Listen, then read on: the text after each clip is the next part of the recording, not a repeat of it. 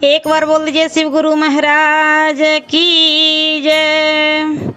आइए अनंत भक्ति चैनल में आप सभी भक्तजनों का एक बार फिर से स्वागत है। आज मैं आप लोगों को दसम स्कंध का पूर्वार्ध का 47वां अध्याय सुनाती हूँ, जिसमें उद्धव और गोपियों की श्री कृष्ण संबंधी वार्ता एवं भ्रमर गीत है। श्री सुखदेव जी बोले, हे राजा परीक्षित, जब गोपियों ने देखा कि यह दुष्ट अक्रूर नहीं है, उद्धव जी हैं, तो इन्हें कृष्ण चंद्र जी के चरणाविंद का भक्त जानकर सबने उनको चारों ओर से घेर लिया।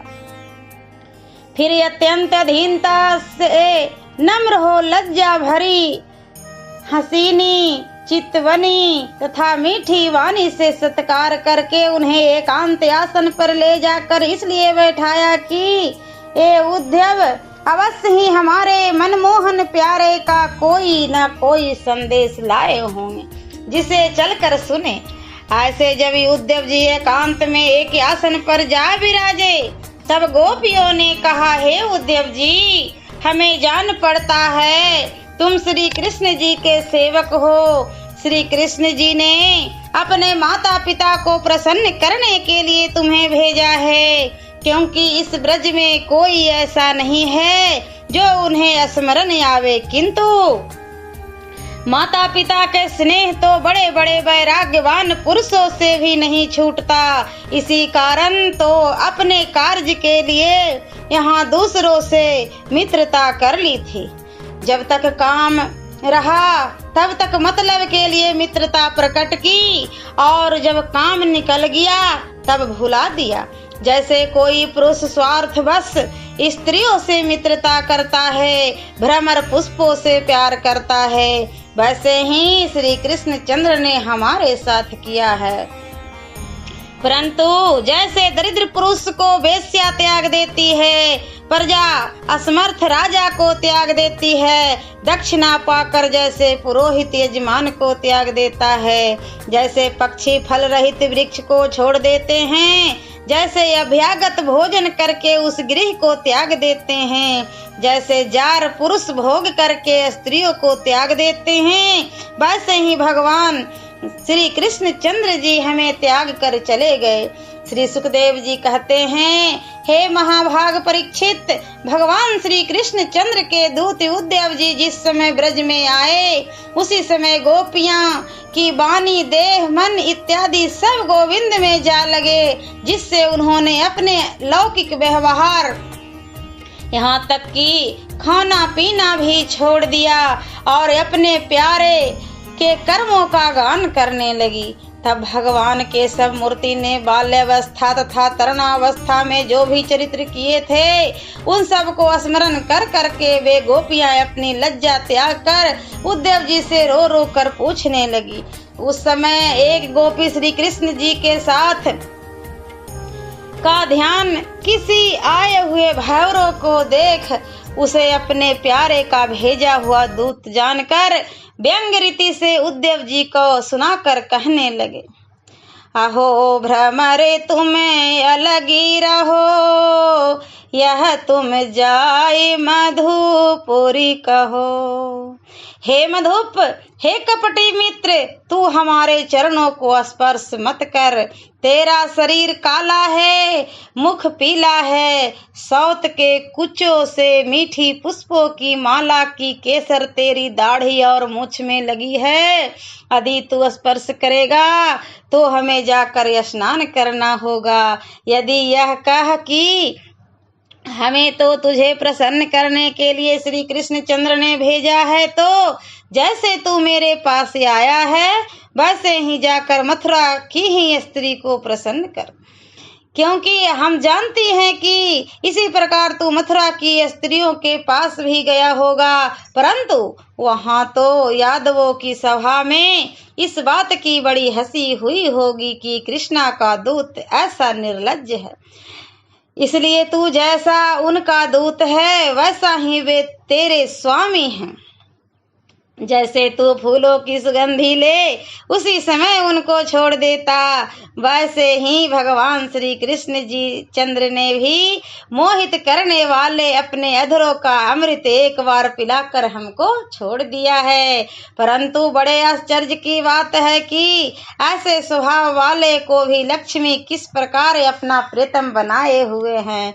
वह क्यों ऐसे पुरुष के चरणों का सेवा करती हैं। किंतु ऐसा भी अनुमान होता है कि श्री कृष्ण ने मीठे मीठे वचनों से उनका चित्त वैसे ही हर लिया होगा जैसे उस छलिया ने हम ब्रज की गोपियों का चित्त हर लिया है। इसी से वह अपनी पास पड़ी रहती हैं। हे भ्रमर, तू हमें प्रसन्न करने के लिए श्री कृष्ण जी का चरित्र क्यों गान करता है। हमने तो यूं ही घर बार त्याग दिया है। अब जा तू मथुरा की उन स्त्रियों के पास और उनके यानी श्री कृष्ण जी के चरित्र को गा जिनकी कामाग्नि को शांत करने के लिए वे हम सबको अनाथ कर यहाँ से गए हैं। यदि तू इतना श्रम जितना कि यहाँ मेरे पास आकर कर रहा है वहाँ करता तो वे मथुरा की स्त्रियां रीझ कर तुझे कुछ देती, परंतु हम क्या देंगी। हे श्री कृष्ण के मित्र, सेवक तेरे स्वामी की मतवाली आंखें, उनकी भ्रुकुटी का मोड़, कपट भरी सुंदर हास्य युक्त चितवन तो ऐसी है। हम ब्रज की स्त्रियां तो क्या, उन्हें स्वर्ग और पाताल की भी स्त्रियां दुर्लभ नहीं है। भला जहाँ लक्ष्मी ही जिनके चरण कमलों की दासी हैं, वहाँ हम ग्वारिनों की क्या चल सकती है। परंतु हमने पुण्य श्लोक श्री कृष्ण जी का नाम सुना है और हम सब उन्हें अच्छी तरह जानती भी हैं, किंतु यह जानना और उनके नाम की यह महानता तभी रहेगी जब वे हम दीन स्त्रियों की सुधि लेंगे, अन्यथा नहीं। हे भ्रमर, तू अपने सिर को मेरे पांव से उठा ले, क्योंकि मैं तेरी संपूर्ण बातें जानती हूँ। तू मुकुंद श्री कृष्ण चंद्र से सब बातें सीख कर अपने दूत कर्म में निपुण हो गया है। इससे सुन, इधर देख, हमने इस संसार में श्री कृष्ण चंद्र के लिए अपने पति पुत्र लोक परलोक और सब कुछ छोड़ दिया है। तब उन्होंने हमें क्यों छोड़ा है। वे हमें छोड़कर चले गए, तब हम उनसे क्या मेल मिलाप करें। हे महाराज परीक्षित, इस प्रकार सब गोपियां श्री कृष्ण चंद्र के पहले के कर्मों को रह रह कर उस भौरे से युद्धदेव जी को सुनाकर कहने लगी, अब हमको श्री कृष्ण चंद्र जी से भय लगता है, क्योंकि वे पहले तो अयोध्या में राजा दशरथ के पुत्र हुए, वहाँ उनका रामचंद्र नाम पड़ा। तब उन्होंने सुग्रीव की ओर होकर बलि को एक बाधिक के समान मार डाला। यही नहीं, बाधिक तो भला मांस खाने के लिए मारता है, परंतु उन्होंने तो व्यर्थ में ही मारा, क्योंकि कोई बंदर का मांस नहीं खाता। जब दंडकारण्य में उनके सुंदर रूप पर रिझकर रावण की बहन शूर्पणखा आई, तो उन्होंने अपनी स्त्री के बस हो उसके कहने से लक्ष्मण को संकेत देकर उसके नाक कान कटवा लिए और उन्होंने वामन अवतार लेकर राजा बलि से भेंट पूजा भी लिया और पुनः उसी को बांधकर पाताल भेज दिया। इस कारण हम इस काले की मित्र से आघा गई हैं और अब भूल कर भी कालों से मित्रता ना करेंगी। उद्धव जी बोले, हे गोपियों, मैं जिस समय से आया हूँ उस समय से देखता हूँ तो तुम सब उनकी बातें कह रही हैं। एक गोपी बोली, जैसे उनमें और गुण हैं वैसे ही यह अवगुण भी कहा जाता है, किंतु उनकी बात का छूटना तो महा कठिन है, क्योंकि हम सब तो बहुत दिनों तक उनके साथ रह चुकी हैं। वे तो ऐसे प्रभावशाली हैं कि उन भगवान श्री कृष्ण चंद्र की लीला रूपी अमृत का एक कण भी जिसके कान में एक बार पड़ जाता है, वह राग द्वेष त्याग असत्य के समान ही दुख रूप पुत्र पौत्रादिक से पृथक हो सब भोगों को त्याग पक्षी के समान घर घर भीख मांगता फिरता है। हे उद्धव जी, जैसे अज्ञानी हरिण की स्त्री बाधिक से गीत से मोहित हो पागल हो जाती है, वैसे ही हमने भी कपटी श्री कृष्ण का वचन मानकर अत्यंत कष्ट उठाया है। इस कारण हे भ्रमर रूपी दूत, अब तू उस कपटी की बात छोड़ कोई दूसरी बात कह। हे मेरे प्रियतम का सखा, क्या तू फिर आया? क्या इस प्रकार प्यारे कृष्ण तुझे बार बार मेरे पास भेजते हैं? तब तो हे दूत, तू पूजा करने के ही योग्य है। अच्छा, अब तेरी जो इच्छा हो वर मांग।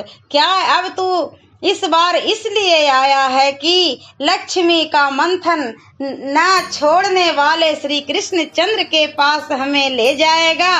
परंतु कैसे ले जाएगा? क्योंकि उनके वक्ष स्थल में श्री लक्ष्मी जी साथ रहती हैं, तब वहाँ हमारा क्या काम है? हे साधु, श्री कृष्ण चंद्र तो अभी मथुरा में वास करते हैं। कभी उन्हें अपने माता पिता नंद यशोदा आदि का भी स्मरण आता है क्या?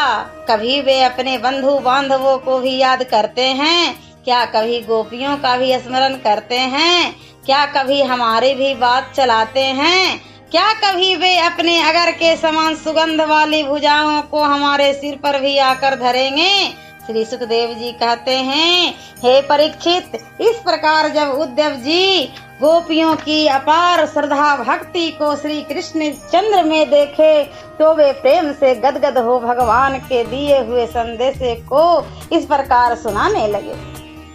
हे गोपियों, तुमने भगवान वासुदेव श्री कृष्ण चंद्र में जो इस प्रकार अपने मन लगाया है, इससे तुम सबका जन्म लेना, मनुष्य का शरीर धारण करना सफल हो गया।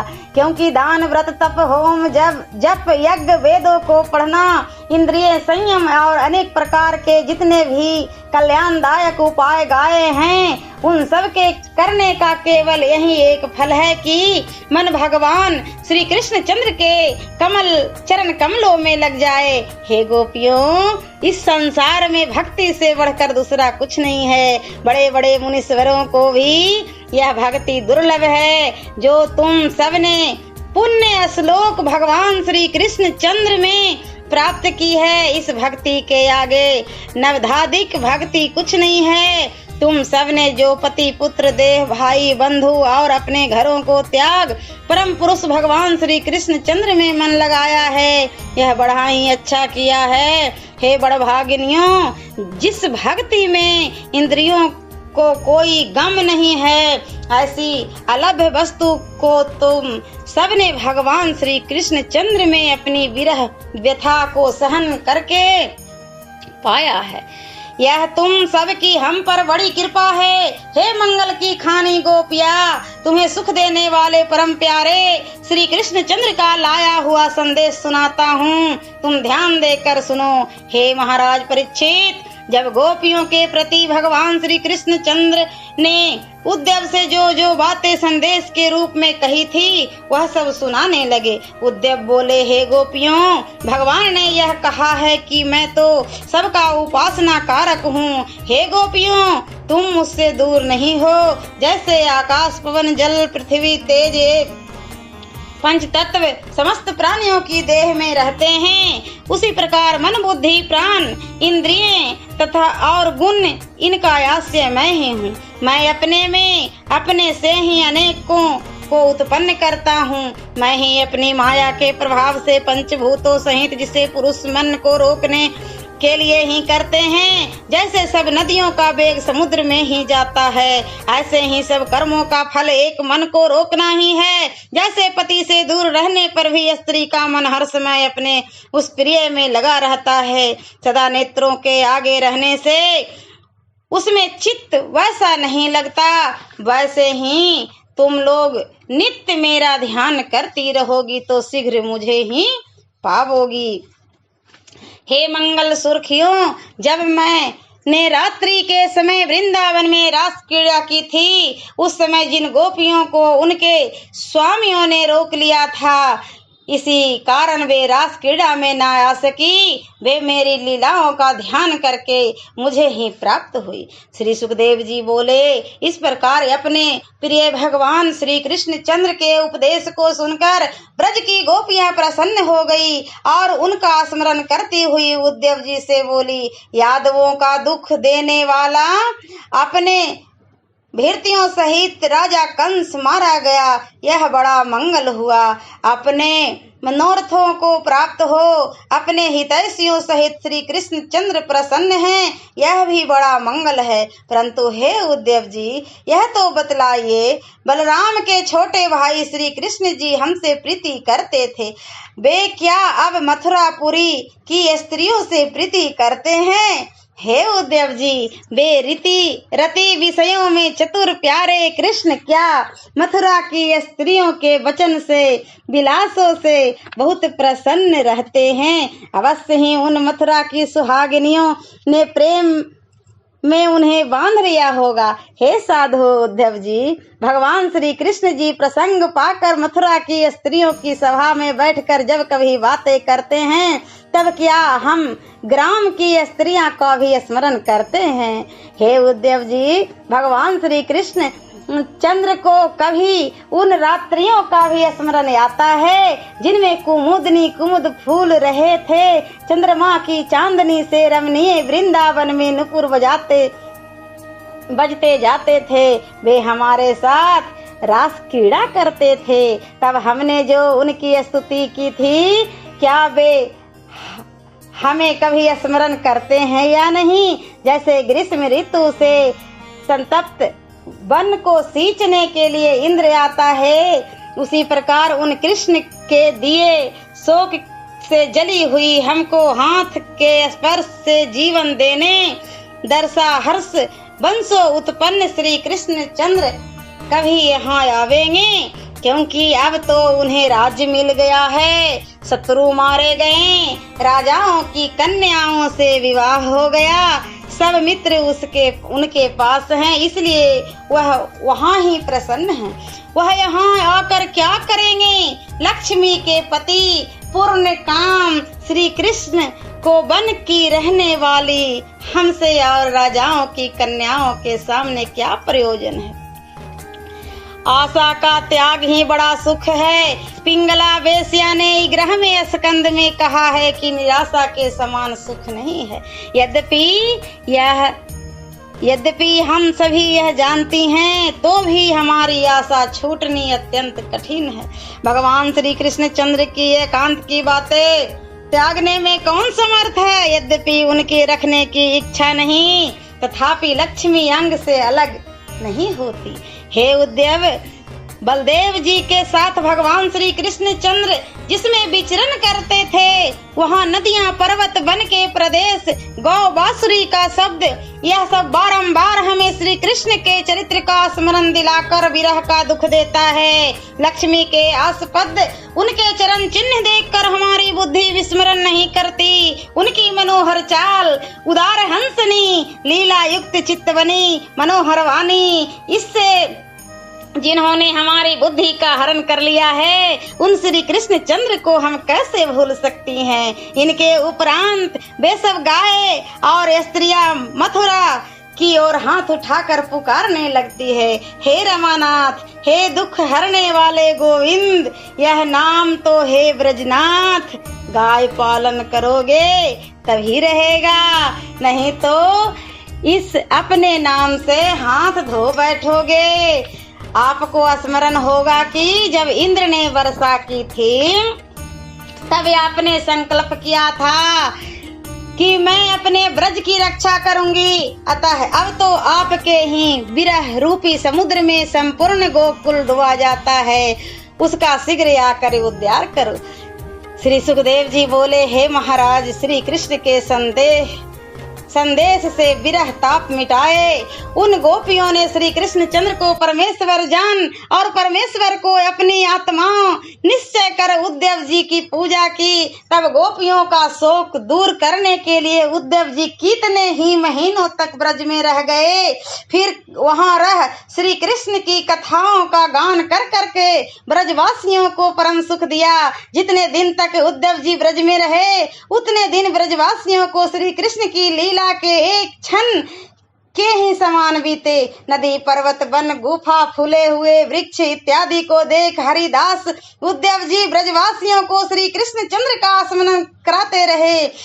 तब गोपियों के चित्त को इस प्रकार श्री कृष्ण में लीन होने से व्याकुल देख परम प्रसन्न हो गोपियों को दंडवत कर कहने लगे, इन गोपों की स्त्रियां का पृथ्वी पर जन्म लेना सार्थक है, क्योंकि सबकी आत्मा गोविंद में इनका अत्यंत प्रेम है। जिस प्रेम को संसार से भयभीत मुक्त पुरुष और हम भक्त इच्छा करते हैं, उन्हीं अत्यंत श्री कृष्ण जी की कथा में जिनका अनुराग है, उन्हें ब्रह्म जन्म से क्या प्रयोजन।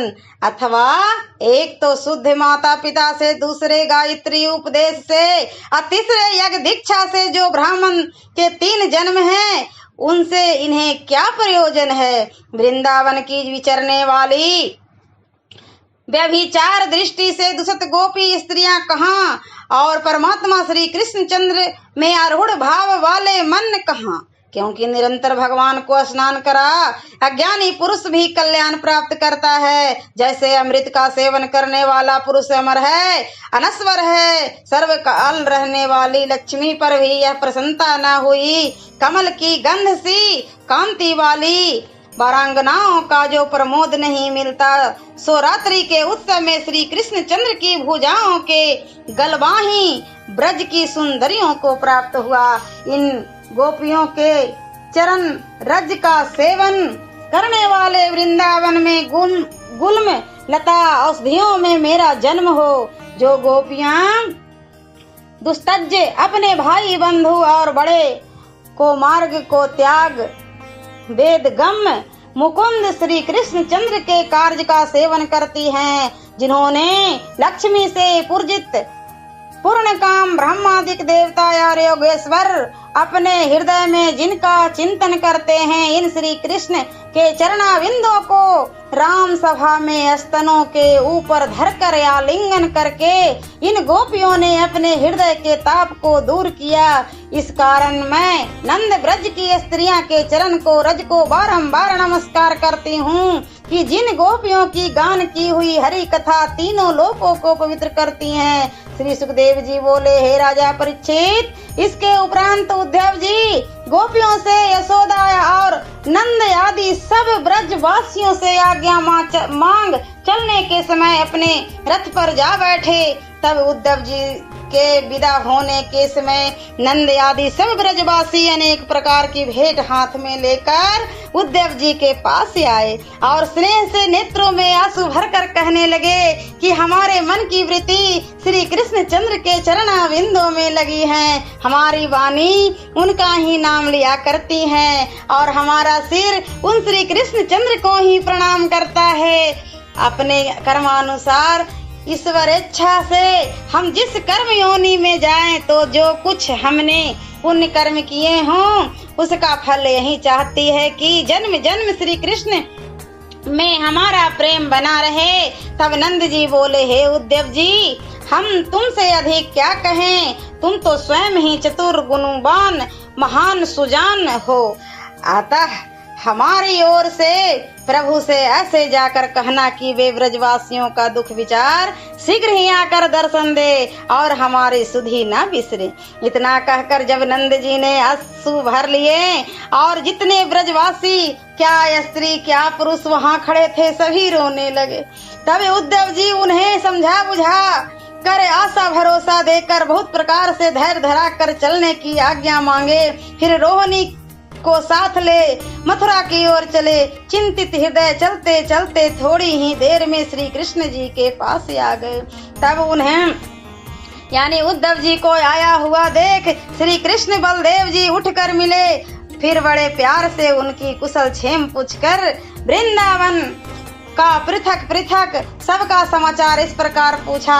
कहो उद्धव जी, नंद यशोदा सहित सब ब्रजवासी आनंद से तो हैं, क्या वे कभी हमारा भी ख्याल करते हैं या नहीं? तब उद्धव जी बोले, हे महाराज, ब्रज की महिमा, आप में ब्रजवासियों का प्रेम तो मुझसे कुछ कहा नहीं जाता है। उन सब के तो आप ही प्राणधार हैं, वे नित्य प्रति आप ही का ध्यान करते हैं। वहाँ की गोपियों में मैंने जैसी आपकी भक्ति देखी वैसी कहीं नहीं देखी। मुझे आपने जो कुछ भी ज्ञान उपदेश दिया था उसके अनुसार तो मैंने उन्हें समझाया, परंतु आपने उन्हें जो कुछ भी उपदेश दिया है वह देखकर तो मैं दंग रह गया। वास्तव में स्वयं मैंने भी उनसे ही भजन के भेद को बहुत कुछ सीखा है। इतना वचन कहकर उद्धव जी बोले, हे दीन दयाल, मैं अधिक क्या कहूँ, आप तो स्वयं ही अंतर्यामी और घट घट के वासी हैं। थोड़े ही में जान लीजिए कि ब्रज में क्या जड़ क्या चैतन्य सभी आपके दर्शन बिना महादुखी हैं, केवल अवधि की आशा लगाए जी रहे हैं। हे महाराज परीक्षित, जब उद्धव जी ने ऐसे कहा तब उसे सुनाकर श्री कृष्ण बलराम दोनों भाई अत्यंत ही उदासीन हो गए। पुनः उद्धव जी भगवान श्री कृष्ण चंद्र से विदा हो नंद यशोदा का दिया हुआ संदेश वासुदेव जी को पहुंचा दिया और अपने घर गए। रोहिणी जी श्री कृष्ण बलराम से मिलकर अत्यंत ही आनंदित हुई। ओम नमो भगवते वासुदेवाय नमः। और दसम स्कंध का पूर्वार्ध का 48वां अध्याय मैं अगले वीडियो में सुनाती हूँ। ऐसे ही मनोरंजक कथाएं, कहानियाँ और भक्ति गीत सुनने के लिए हमारे इस चैनल अनंत भक्ति को सब्सक्राइब करें और वीडियो अच्छी लगी हो तो लाइक का बटन जरूर दबाएं। धन्यवाद।